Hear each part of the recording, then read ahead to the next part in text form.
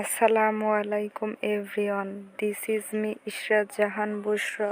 আজকে আরেকটি ভিডিও নিয়ে হাজির হলাম। তো আজকে আমি তৈরি করব হোমমেড সেরেলাক আমার মেয়ের জন্য। আমি এখানে নিয়েছি কয়েক ধরনের চাল, ডাল, কিশমিশ, খেজুর, বাদাম, সাবুদানা, সমপরিমাণ সব কিছু আমি নিয়েছি। আপনারা চাইলে আরও অনেক কিছু অ্যাড করতে পারেন। এরপর আমি সব কিছু ভালো করে ধুয়ে নেব।